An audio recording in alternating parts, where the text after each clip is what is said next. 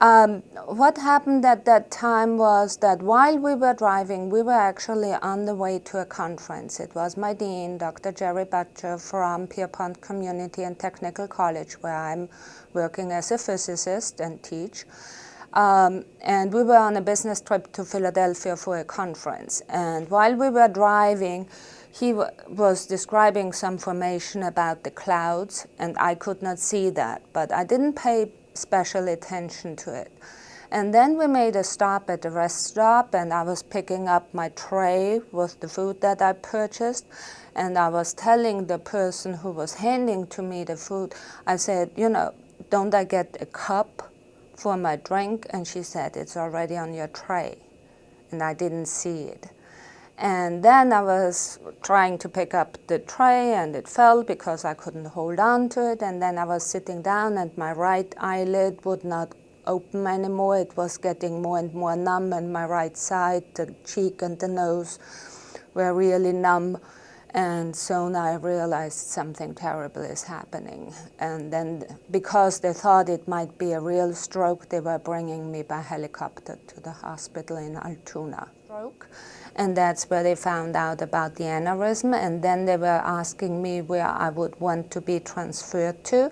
And they recommended highly that I would go to UPMC and that Dr. Wecht would take care of my aneurysm.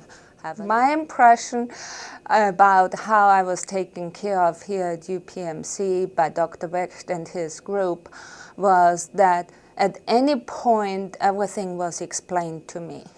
But I still remember how he was drawing on a piece of paper how the aneurysm looks like and what the procedure would be like with the clipping of the aneurysm, where I had no idea what that would mean.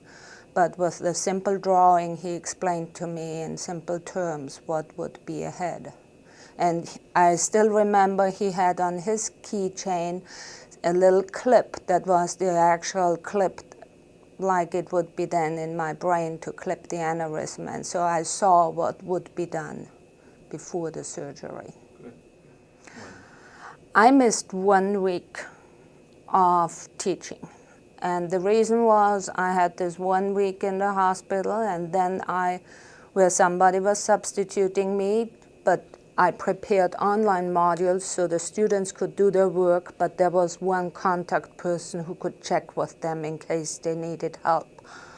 The second week I was myself online from home, and I could answer those questions. I prepared some online material for the second week too.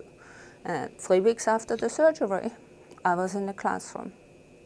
And I'm happy about it because it helped me so much for recovery, because I was worried that I couldn't do it. And seeing that I could do it was wonderful. One of the things that I was really happy and proud of, the first class that I was teaching after the surgery in the classroom was a math class, and my mom had to bring me there, and she was sitting in and she was saying, you know, you were talking 2.5 hours about math and didn't look in your notes a single time. So the memory and the understanding of what I'm teaching never had any effect. So that was there. Going back to doing things and expecting that nothing has changed, I think is the best advice that I can give. I just didn't think there could be anything else but me going back and doing the thing that I love to do, teach physics. I love it, yes. I love physics and I love teaching.